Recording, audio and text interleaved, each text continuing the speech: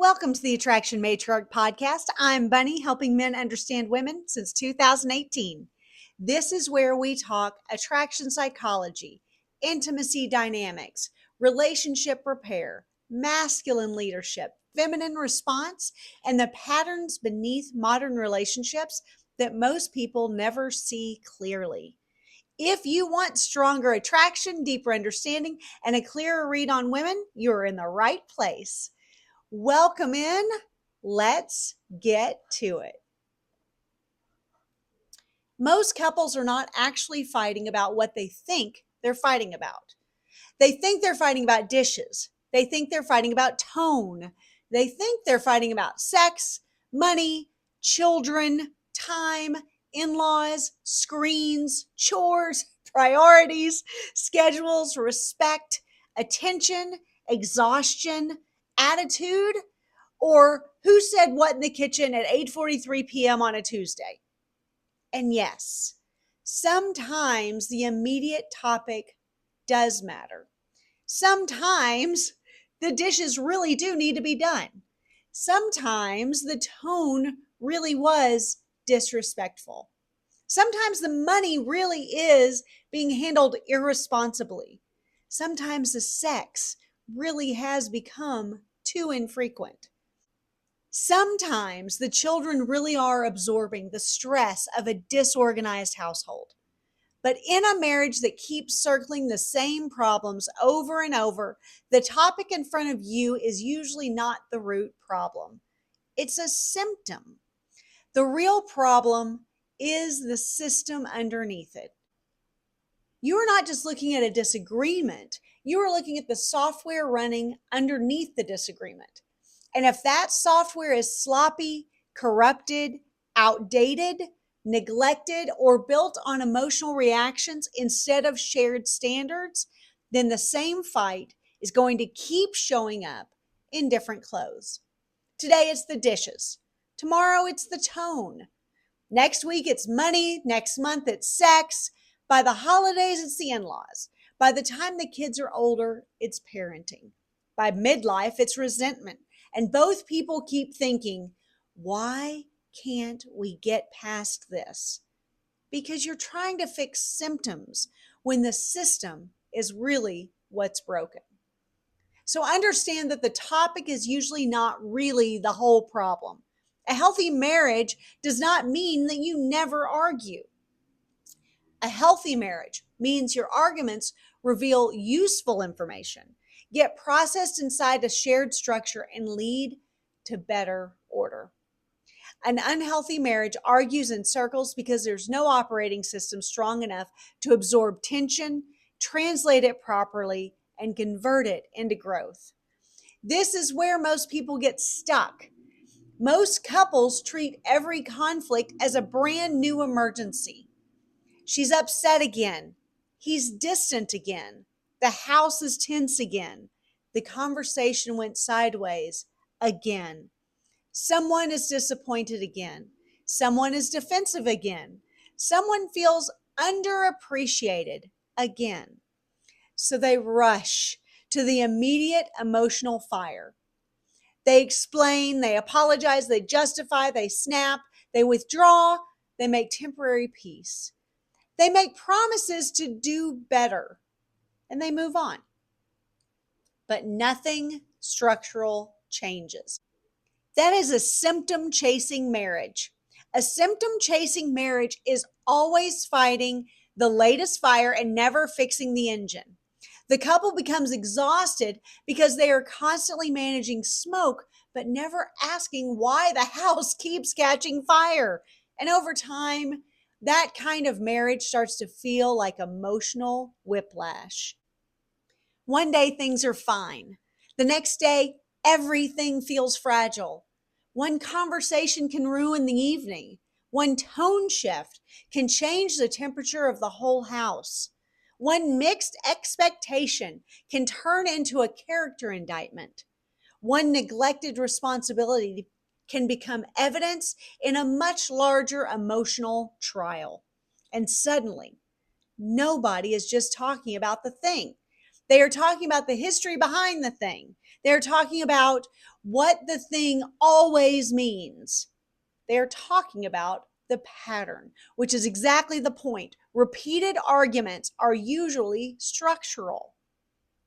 So let's talk about event level conflict versus system level failure. An event level conflict is the thing that happened. A system level failure is the reason that this thing keeps mattering so much. He forgot to take the trash out. That's an event. But if she experiences it as proof that she is alone in managing the household, that may reveal a system failure around responsibility, ownership, or visible labor. She snapped when he asked a simple question. That's an event. But if he experiences that as another moment where his home feels hostile instead of peaceful, that may reveal a system failure around emotional climate, repair, or respect. He avoided a money conversation. That's an event. But if they have no established money operating system, no shared financial vision, no regular review, no standards for spending, saving, investing, debt, or risk, then the fight is not always about that one purchase. It's about financial leadership and household direction. She doesn't want to have sex again. That's an event. But if the marriage has no rhythm of romance, no protected space for connection, no shared understanding of stress, desire, repair, femininity, masculinity, resentment, health, hormones, effort, pursuit, then the cold bedroom is not just a bedroom issue, it's a system issue. This is where couples must become more intelligent. You cannot keep treating every conflict as if it exists in isolation. Marriage is not a series of disconnected incidences. Marriage is an ecosystem.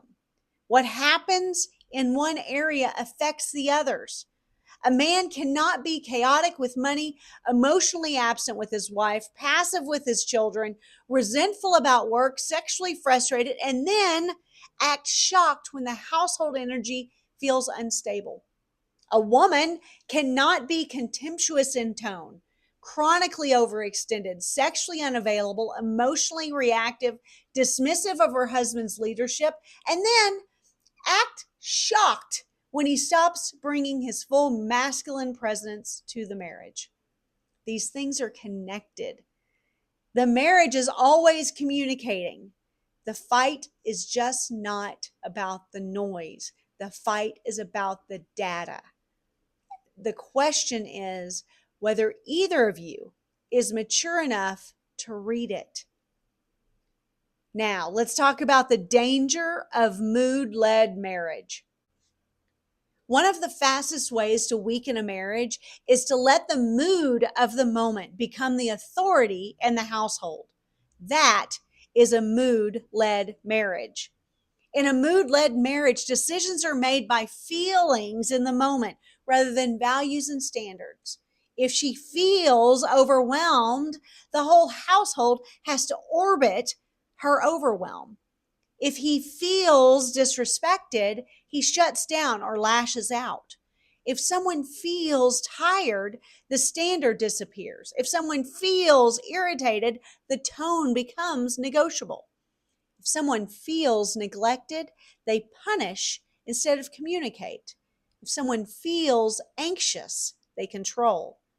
If someone feels bored, they destabilize. If someone feels unseen, they create a crisis to get attention. This is not leadership. This is emotional weather running the house.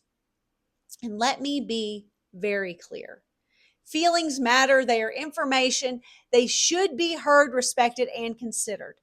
But feelings are not qualified to be the operating system of a marriage. Feelings change too quickly. Feelings are influenced by hormones, sleep, blood sugar, stress, resentment, childhood wounds, pride, ego, fear, insecurity, comparison, and whatever foolishness someone saw on the internet that day.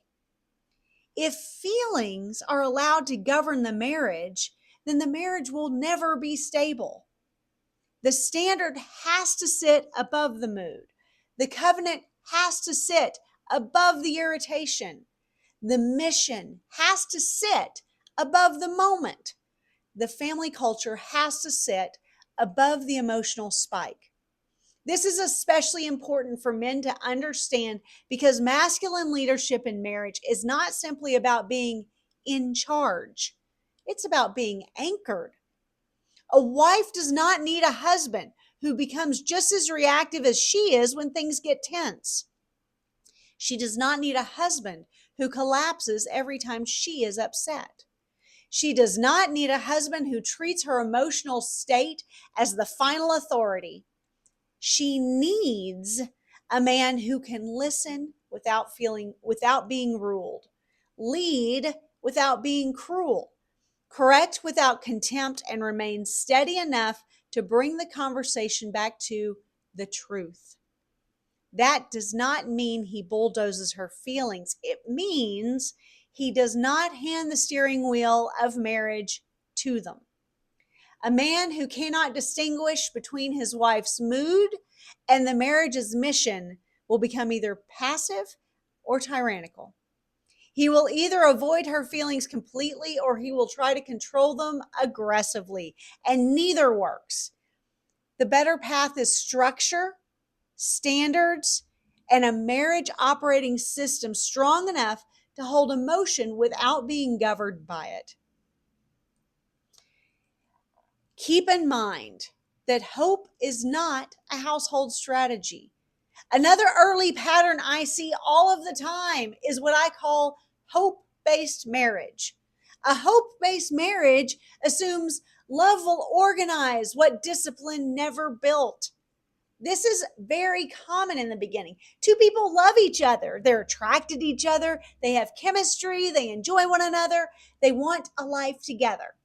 They have dreams, intentions, values, maybe even faith. So they assume the marriage is somehow going to arrange itself around that love. But love doesn't automatically create order. Love doesn't automatically create a money plan. Love doesn't automatically create sexual polarity after children, stress, illness, fatigue, or years of routine. Love does not automatically create respectful communication under pressure. Love does not automatically create aligned parenting. Love does not automatically create boundaries with extended family. And love does not automatically create a shared calendar, a shared mission, a shared standard for the home, or a shared understanding of what repair looks like after conflict. Love is necessary, but love is not the same thing as design. Desire is necessary, but desire is not the same thing as discipline. Commitment is necessary, but commitment is not the same thing as competence. And this is where many couples become painfully disappointed. They thought because they loved each other, the marriage would work. But marriage does not simply work because two people love each other. Marriage works when love is protected by structure.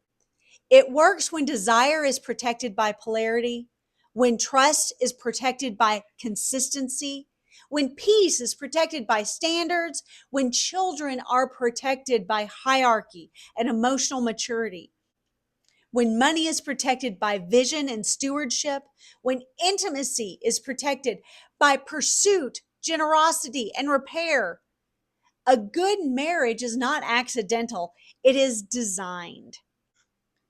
The most important shift couples can make is to stop asking only, how do we end this argument? That's too small. Sometimes the better question is, what is this argument revealing? Because recurring conflict is a signal. If you have fought about the same issue 5, 10, 20, 50 times, then the issue is not really the issue. It's a system fail. There's something you've not named clearly enough. There's a standard you've not established, a responsibility no one fully owns, a leadership vacuum, a repair process missing, a resentment that has not been metabolized. There's a pattern you keep tolerating. There's an agreement that was never actually made. There's a boundary that keeps getting crossed because nobody has defined it with enough seriousness. There's a household value that sounds nice in theory, but has not been converted into practice. This is where mature couples separate themselves from childish couples. Childish couples keep litigating the event. Mature couples investigate the pattern. Childish couples keep trying to win the argument. Mature couples try to understand the operating system. Childish couples ask, who's wrong? Mature couples ask, what is broken? This question changes everything because once you know what's broken, you are no longer simply blaming each other. You're looking at the structure between you. You're looking at the habits, the rhythms, the assumptions, the unspoken contracts, the weak places, the missing leadership, the neglected maintenance, the areas where you have been hoping chemistry, affection, good intentions, or time would magically organize what only deliberate design can build. So, what might the fight really be about?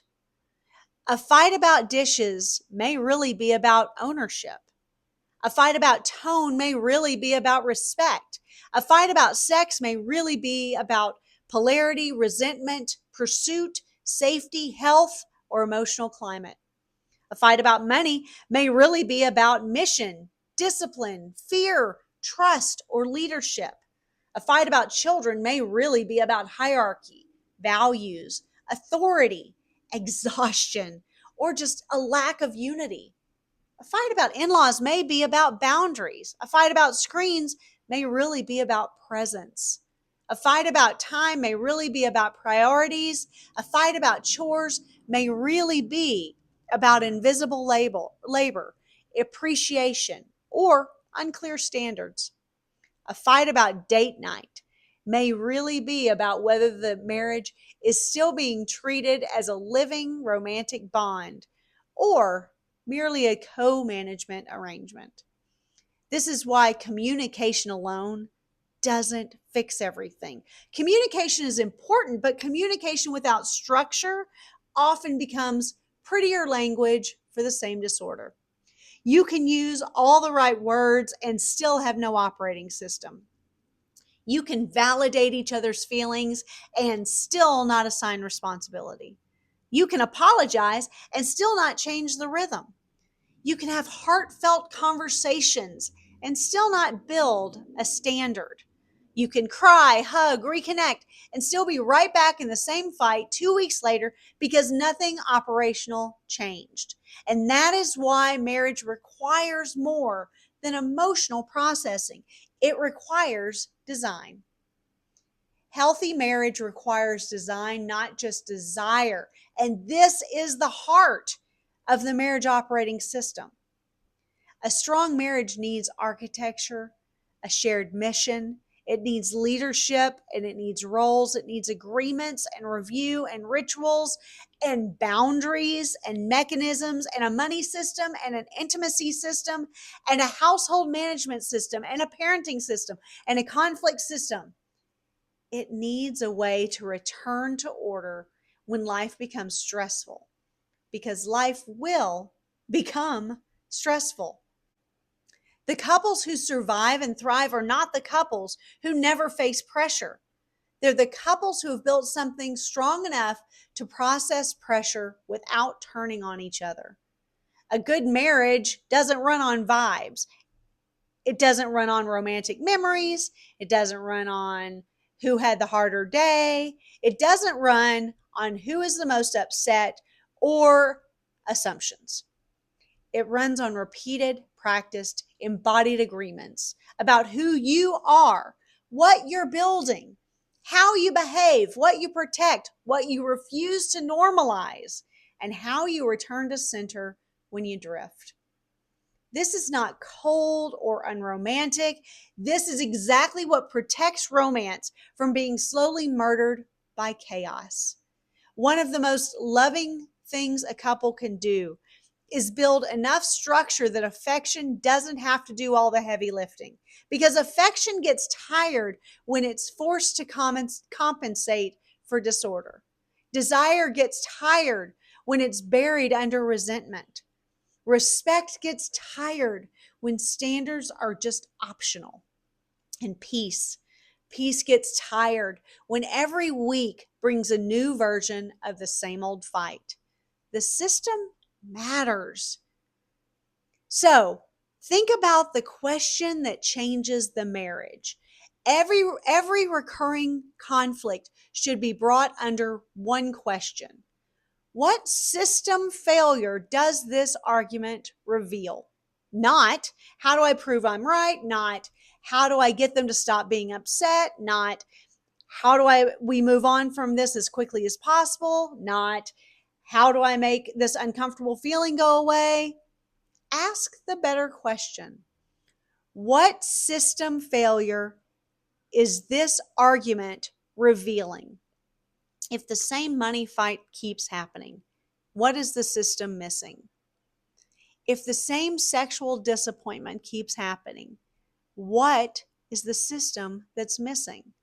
If the same parenting tension keeps happening, if the same tone problem keeps happening, if the same household resentment keeps happening, if the same in law drama keeps happening, if the same emotional shutdown keeps happening, if the same chaotic Sunday night keeps creating a miserable Monday morning, what is the system that's missing?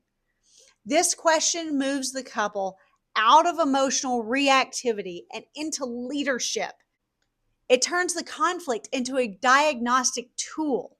It asks both people to stop worshiping the immediate feeling and start actually studying the deeper pattern. And for men especially, this is where leadership becomes very practical. Don't merely ask, how can I calm her down? Ask, what structure would make this less likely to keep happening? Don't merely ask, how do I get more sex? Ask, what has happened to the system of desire, polarity, emotional climate, and pursuit in this marriage? Don't simply ask, how do I get her to respect me? Ask instead, where have I failed to lead? Where has she failed to honor? And what standard must now be restored? Don't ask, why are we always fighting? Ask instead, what have we left undesigned?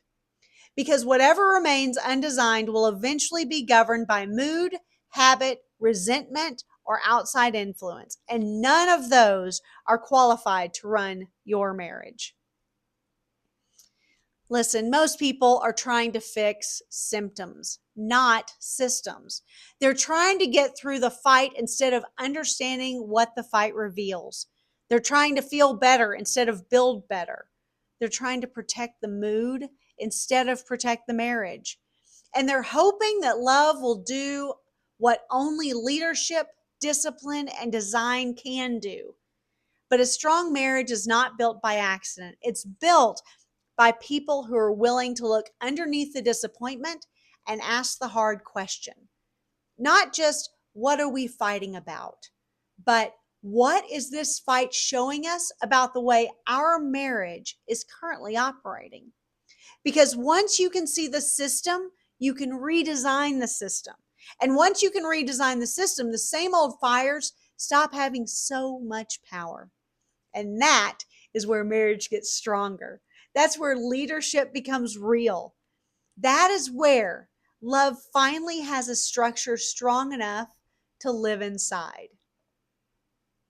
This is the Attraction Matriarch. And in all things, I want you to win. If this episode hit close to home and you know your marriage does not need more avoidance, more guessing, or more surface level communication, I offer private 90-minute couple strategy intensives for couples who are ready to get honest about what's really breaking down beneath the surface.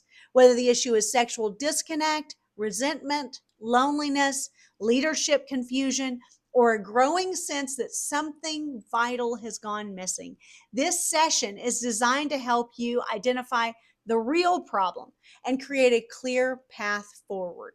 It's direct, it's private, and it's solution driven. It's built for couples who want real movement, not endless circling. If you are ready for that level of clarity, please reach out to me because in all things, I want you to win.